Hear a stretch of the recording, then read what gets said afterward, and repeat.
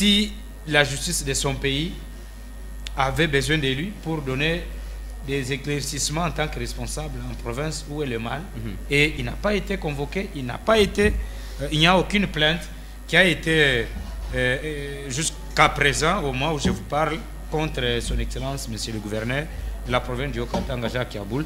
Seule l'Assemblée provinciale qui peut porter, qui peut amener le gouverneur devant les cours et tribunaux. Ce qui n'est pas le cas pour la province du Haut-Katanga. Député, gouverneur, et aujourd'hui, avec son parti, il est en train de faire asseoir son idéologie, sa personnalité au niveau de la province du Haut-Katanga. Ce n'est pas seulement la province du Haut-Katanga, parce que son parti a aligné plusieurs candidats à travers la République. Vous avez ce document qui est écrit par un journaliste de la presse écrite, comment il s'appelle, Fidel Lubange Mousseba. Alors il a écrit Jacques Yaboula, un mentor du Haut-Katanga. C'est pour vous dire qu'il y a les compatriotes congolais qui écrivent. Ce livre doit être consommé par le public pour qu'ils comprennent la pensée stratégique de ce gouverneur en province. Ça, et personne ne pensait pas que Yaboula devrait terminer le mandat. Mais aujourd'hui, il est à la fin de son mandat. Et c'est là où nous pouvons dire qu'il a pris son engagement vis-à-vis, et non du chef de l'État d'abord, vis-à-vis d'abord de sa République. Nous allons vers les élections et ipso facto, c'est Jacques Yaboula qui est le numéro 1, qui représente le chef de l'État en province, et pourquoi pas être son directeur des cabinets, plutôt des campagnes. Et dans le Haut-Katanga, là, il n'y a même pas à faire le débat. Merci beaucoup, mesdames. Merci beaucoup, monsieur. Vous qui nous suivez dans votre émission, Dis-moi tout. Aujourd'hui, je suis sur ce plateau avec un internationaliste. Il est également acteur politique connu sur la ville de Lubumbashi, en République démocratique du Congo. Il s'agit bien de Osni Kambala. Bienvenue sur ce plateau. Merci beaucoup, monsieur Gilles, ça fait longtemps. Oui, hein, en tout cas longtemps. Je profite du micro pour vous souhaiter joyeux anniversaire 5 ans après l'existence des Golgotha Dynamique. C'est un grand plaisir. Je demande au Seigneur pour qu'il puisse bénir le responsable de la chaîne, lui-même qui nous a permis à ce jour de passer ici dans ce beau cadre. Et voilà. Aussi. Merci beaucoup. Merci beaucoup. Alors, ça nous va droit au cœur. Avec vous, nous allons parler de deux grands sujets, notamment la question qui concerne les coups d'État au Gabon. La prise du pouvoir par l'armée, qui a pris le pouvoir au détriment de Ali Bongo. Nous reviendrons également sur cette question qui concerne les BRICS, parce que c'est vraiment important. Mais on va commencer d'abord par cette situation qui s'est passée à Goma, au Nord Kivu, où il y a eu plusieurs personnes qui ont été... on a tiré sur ces personnes-là par l'armée congolaise. C'est une association des personnes d'une secte mystico-religieuse qui voulait le départ de la MONUSCO. Quelle est votre réaction par rapport à ça? Merci beaucoup pour la question. Au départ, nous avons tous vu les images. C'est horrible. Mais en tant que responsable, leader d'opinion, nous ne pouvons pas passer au micro sur les réseaux sociaux pour commencer à réagir sous émotion. Il est temps de laisser l'auditorat militaire d'enquêter les responsables de la justice afin d'établir les responsabilités. Ce sont des compatriotes congolais, mais commencer à condamner qui que ce soit, dire ils ont tiré, dans quelle manière, pourquoi ils ont tiré. Nous avons demandé que, nous avions parlé la fois passée dans cette émission, que le départ de la MONUSCO ne doit pas commencer à faire tuer les Congolais inutilement, parce que c'est une question d'État, et la population qui manifeste la volonté de faire partir la MONUSCO dans notre pays, ça fait longtemps de la MONUC à la MONUSCO. Il revient au gouvernement de la République de coordonner, de se pencher sur cette question pour voir dans quelle manière on peut canaliser ce schéma via les conseils de sécurité de l'ONU. Mais par rapport à cette question, je préfère me taire, ne pas faire trop de commentaires, du fait que c'est une situation que vous et nous n'avons pas accès au dossier. nous risquerons de faire des jugements qui n'ont aucun sens. Il faut attendre que la justice militaire, que tous les tribunaux, les cours et tribunaux puissent s'y pencher afin d'établir les responsabilités, comme le chef de l'État pense qu'il est un état de droit, et cet état de droit doit tenir compte de tous ces paramètres, mais les couacs ne manquent jamais dans la gestion de tout leader. Mais sur cette question, il revient à la justice militaire de donner la version officielle. Voilà, c'est vraiment important. Et on y reviendra là-dessus, hein, parce qu'il y a le gouvernement congolais qui a d'ailleurs fait un communiqué où on dénombre 43 décès et plusieurs personnes qui ont été interpellées. Je crois qu'on va revenir là-dessus lorsque les enquêtes vont aboutir. Effectivement. Alors on va parler maintenant de ces déplacements. On a vu le week-end dernier le gouverneur du Haut-Katanga, Jacques Yabula Katwe, qui est parti à Kinshasa. Beaucoup ont dit que Jacques Yabula Katwe serait, n'est-ce pas, détenu à la DEMIAP pour une histoire qui concerne les 120 ans des cathos de cuivre. En tant qu'acteur politique, quelle est votre réaction? Merci beaucoup pour la question. Et avant tout, nous rendons hommage au président de la République, oui, au chef de l'État, Félix Antoine Tshisekedi Tshilombo. Depuis qu'il est à la tête du pays, il veut à ce que les provinces puissent contribuer valablement au processus d'un état de droit et surtout aussi contribuer au développement du pays. Alors, nous rendons aussi hommage à ce vaillant gouverneur du Haut-Katanga, Jacques Yabula Katwe, qui, comme tout leader, tout jeune gouverneur, il vient de terminer le 5 ans à la tête de la haute province hautement stratégique de la RDC, le Haut-Katanga, et il est le premier gouverneur à avoir terminé le mandat à la tête de cette province. Alors, par rapport à votre question, vous ne le dites pas avec précision, vous le dites serré.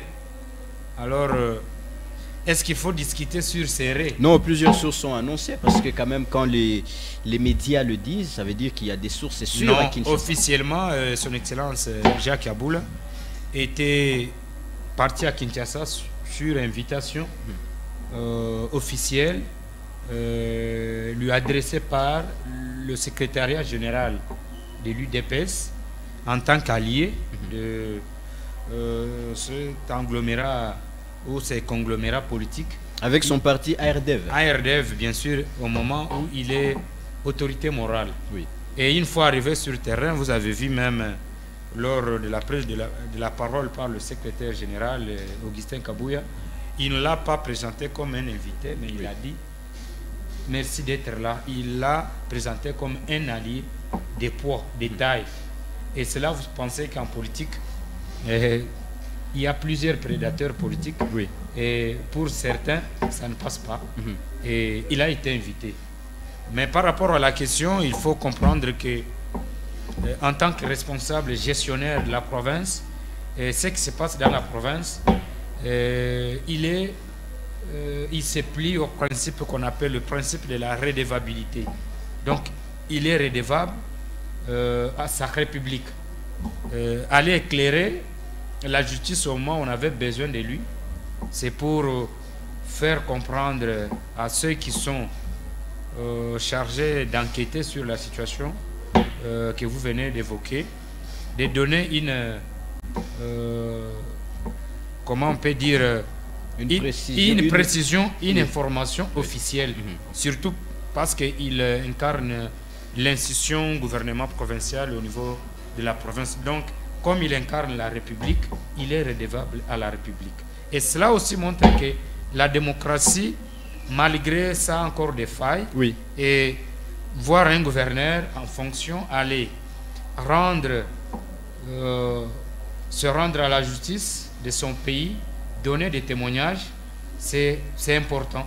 Et puis, dire qu'il a été convoqué à la DEMIAP, oui, c'est une information biaisée qui crée une cacophonie dans l'opinion publique au niveau de la province du Donc Haut-Katanga. vous confirmez qu'il n'a jamais été, qu'il n'a pas été à Kinshasa pour une convocation? À Kinshasa, il est parti pour les congrès. Oui. Qui a été organisé par l'UDPS et les partis alliés. C'est pour qu'on puisse avoir une candidature du chef de l'État pour les comptes de l'Union sacrée. Il a été invité, il avait l'invitation, il a été présenté effectivement au niveau du Congrès.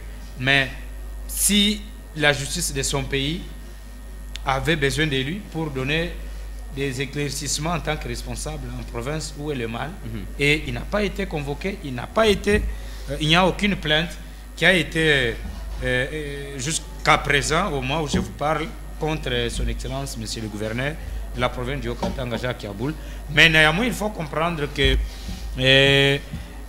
la procédure qui est simple. Oui, c'est d'ailleurs la question que je voulais vous poser. Oui. La procédure simple pour faire tomber un gouverneur de la province, c'est-à-dire le mettre à la disposition de la justice, c'est la procédure parlementaire. Jusqu'à présent, tous les gouverneurs qui ont été élus en RDC, qui ont été traînés devant les cours et tribunaux, ils ont été plongés d'abord par leurs assemblées provinciales. Ce qui n'est pas le cas pour les Haut-Katanga. 5 ans après, il y a ce qu'on appelle la coopération ou comment on peut, les relations internationales entre l'Assemblée provinciale du Haut-Katanga et le gouvernement provincial du Haut-Katanga que dirige son Excellence, monsieur le gouverneur de la province du Haut-Katanga, Jacques Yaboul. Et cette coopération, pour certains acteurs, ils pensent que le gouverneur a pris les députés et les a mis dans sa poche. Ce qui n'est pas le cas, parce que la Constitution les dit que le gouverneur est élu pour un mandat de 5 ans. Mais terminer le 5 ans à la tête du pays, c'est-à-dire Jacques Yaboul n'énerve pas ou l'Assemblée provinciale n'énerve pas la Constitution. C'est-à-dire il y a cette coopération et ce contrôle qui se fait, qui se fait sur le gouvernement provincial. Seule l'Assemblée provinciale qui peut porter, qui peut amener le gouverneur devant les cours et tribunaux. Ce qui n'est pas le cas pour la province du Haut-Katanga. Et s'il y a eu problème au niveau du gouvernement provincial via un membre du gouvernement, et si la procédure est entamée, il revient au Parlement d'enquêter sur les actes du gouverneur en province, et l'Assemblée provinciale, après avoir terminé son travail, il y a une commission qu'on peut mettre en place pour tel ou tel cas. Mais comme ce n'est pas le cas, nous disons que tout ce qui s'est dit, ce ne sont que des situations politiques, et surtout que nous tendons vers la période préélectorale. C'est une période de toute guerre. Alors c'est tout à fait normal, il est acteur politique. Être à la tête de son parti politique ARDEV allié, et ce n'est pas de la rigolade pour un jeune qui vient comme ça directement, comme je l'ai toujours dit, d'URCAB, ministre provincial de l'économie, député, gouverneur, et aujourd'hui avec son parti, il est en train de faire asseoir son idéologie, sa personnalité au niveau de la province du Haut-Katanga. Ce n'est pas seulement la province du Haut-Katanga, parce que son parti a aligné plusieurs candidats à travers la République.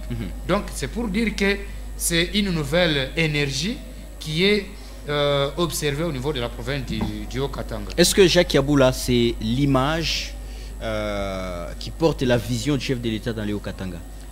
Est-ce qu'il y a des éléments qui peuvent le prouver? Jacques Yaboul, c'est l'image du chef de l'État dans les provinces. Voilà pourquoi certains compatriotes les font. Et en face de vous, vous avez ce document qui est écrit par un journaliste de la presse écrite, comment il s'appelle, Fidel Lubange Mousseba. Alors il a écrit Jacques Yaboul, un mentor du Haut-Katanga. C'est pour vous dire qu'il y a les compatriotes congolais qui écrivent. Ce livre doit être consommé par le public pour qu'ils comprennent la pensée stratégique de ce gouverneur en province. L'image, il l'a montré parce qu'il vient d'une famille politique, du FCC, PPRD. Le PPRD, et il s'est engagé. La politique aussi, c'est un choix. Il a fait les choix.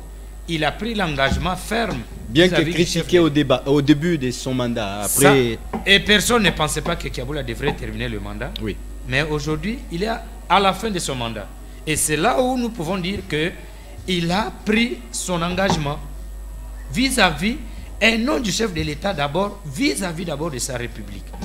Et le chef de l'État en tant qu'incarnation des institutions de la République, il l'a montré pour dire que pour Léo Katanga, le président de la République a son représentant. En dehors de cela, n'oubliez pas que lorsqu'un gouverneur est élu par les députés provinciaux, il est d'abord investi par l'ordonnance présidentielle du chef de l'État. Oui. Lorsqu'il est investi par l'ordonnance et il est installé en province par l'Assemblée provinciale. Oui. C'est pour vous dire que le gouverneur de la province représente l'institution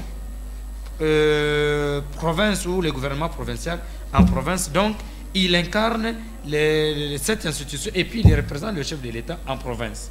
Et par rapport à cela, donc, il a montré au chef de l'État que pour Léo Katanga, et je maintiens, nous allons vers les élections et ipso facto, c'est Jacques Yabula qui est le numéro 1 qui représente le chef de l'État en province et pourquoi pas être son directeur des cabinets, plutôt des campagnes. Oui. Et dans le Haut-Katanga, là, il n'y a même pas à faire le débat. Oui. Et c'est Jacques Yabula qui porte cette responsabilité.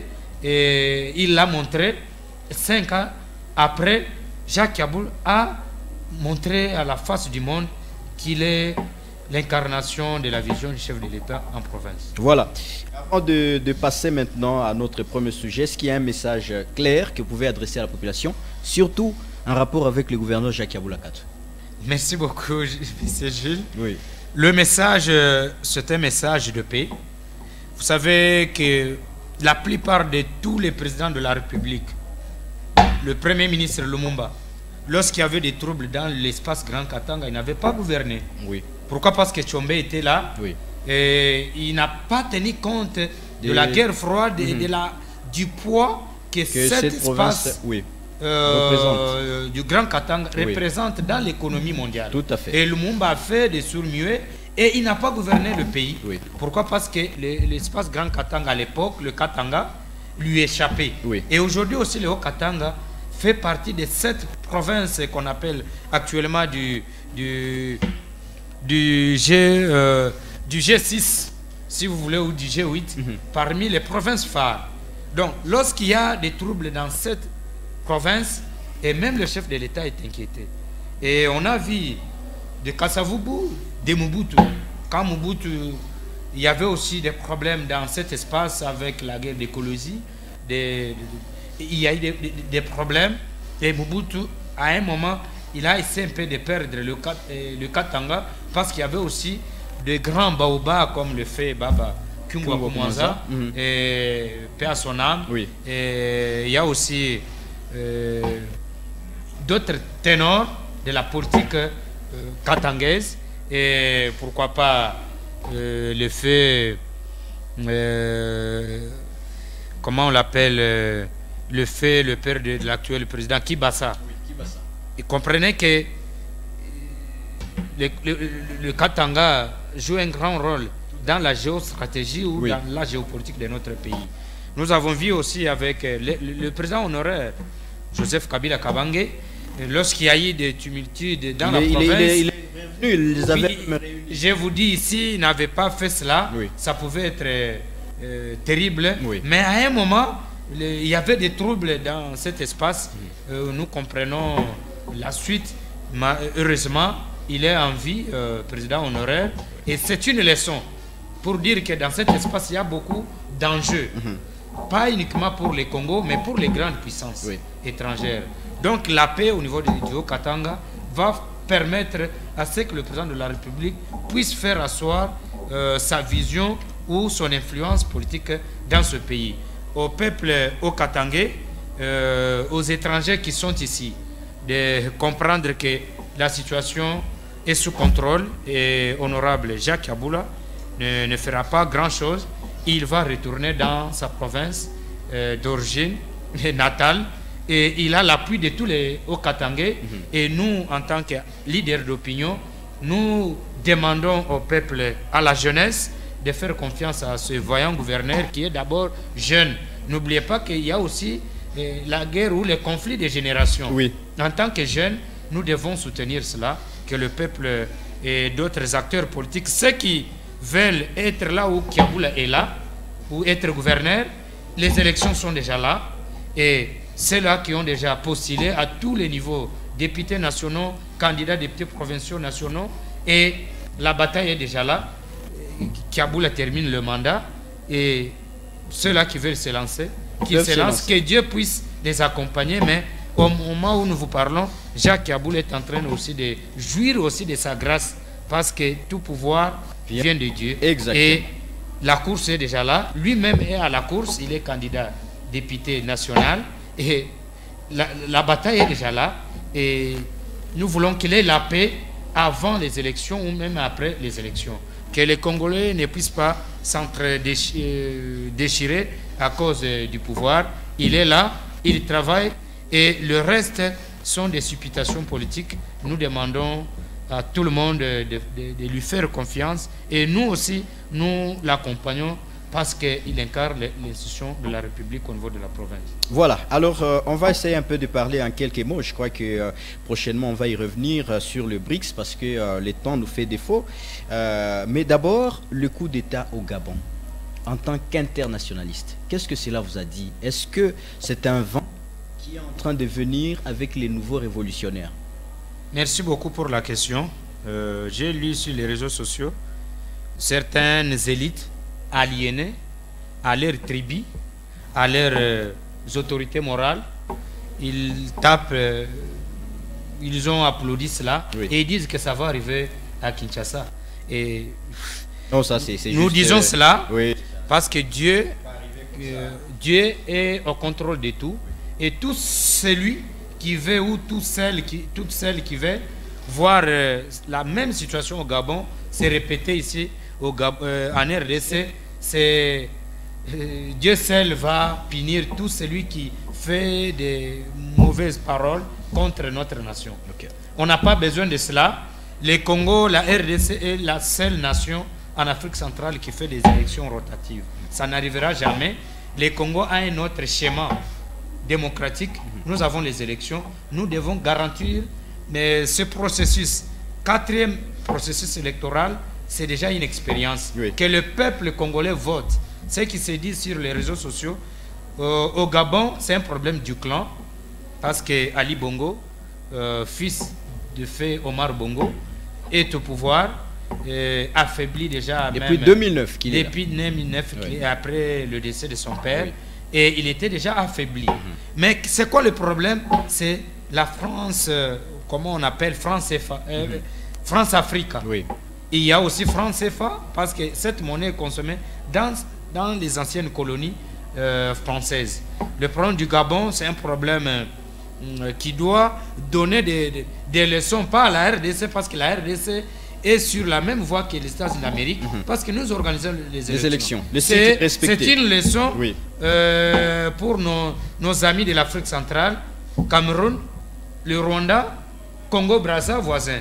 Donc ce n'est pas pour les Congos. Donc que les pays-là tirent cette leçon. Pour les Congos, nous avons déjà montré la démarche. Et pour nous, c'est une leçon qu'il faut donner aux pays ou aux dirigeants qui ne veulent pas rendre la situation vraiment heureuse pour leur population. Donc la situation du Gabon, c'est aussi une situation que la France doit revoir sa politique étrangère. Vous l'avez vu au Niger. Oui. Au Niger, la France est en train de perdre aussi l'influence dans ses anciennes colonies. Et la France doit respecter les comportements qui se fait remarquer dans ces anciennes colonies.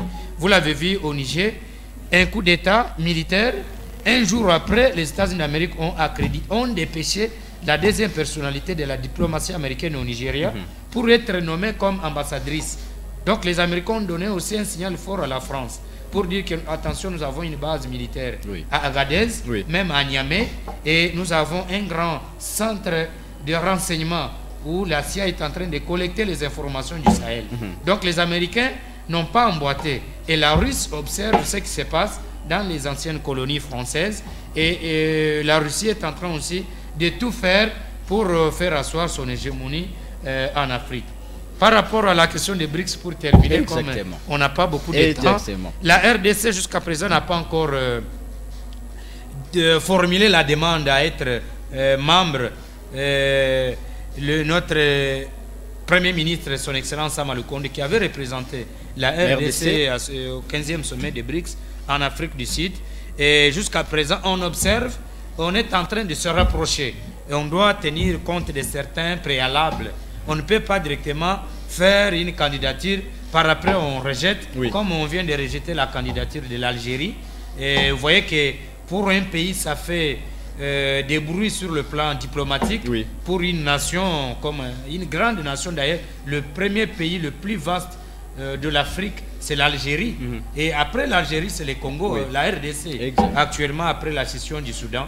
Donc nous sommes un pays solution, comme le Premier ministre l'a dit, sur le plan climatique, l'écosystème forestier, les bois et tout ce que nous avons comme ressources naturelles stratégiques dans la construction comment on appelle les batteries, la fabrication des batteries électriques. Et à part la Chine, la RDC fait partie de ce pays, de ce grand pays qui peuvent contribuer à l'émergence de BRICS. Mais le BRICS actuellement, comme un bloc, pas qui combat le G7, mais qui fait un contrepoids au G7. En même temps, cette configuration géopolitique est prônée par la Russie et la Chine pour contrebalancer les groupes du G7. Après l'Inde et la Chine, plutôt l'Inde, le Brésil, l'Afrique du Sud, c'est pour avoir un endroit où on peut bien faire les commerces, c'est-à-dire dévier les sanctions internationales qui sont par moment prises par les États-Unis d'Amérique, l'Occident, contre nos pays. Voilà la raison pour laquelle le BRICS n'a pas encore 5, maintenant c'est 11, parce que pour l'Afrique, pour notre continent, nous avons l'Éthiopie, l'Égypte qui vient de faire les rentrées là-bas. Nous avons l'Iran, l'Argentine et les Émirats arabes unis, voire l'Arabie saoudite. C'est pour dire que c'est une zone où maintenant les blocs se forment. Mais la RDC, 30% du PIB mondial. Je vous dis que d'abord ce sont les grands pays peuplés du monde. Vous avez la Chine, et vous avez aussi la Russie, un grand pays. Donc ces économies, l'Inde, font en sorte que le BRICS, cet impôt de puissance géopolitique. Mais n'oubliez pas qu'il y a aussi des faiblesses au sein des BRICS. Parce que la Chine et l'Inde, ils ont des problèmes frontaliers. Donc la mayonnaise ne colle pas entre eux-mêmes. C'est-à-dire, pour vous dire qu'à l'intérieur de ce bloc, la guerre russo-ukrainienne met mal à l'aise l'économie chinoise. Parce que la Chine aussi ne veut pas entrer brutalement dans cette configuration. N'oubliez pas que les pays qui viennent d'entrer actuellement dans le BRICS, ce sont les pays qui n'avaient pas condamné la Russie par rapport à son opération spéciale en Ukraine.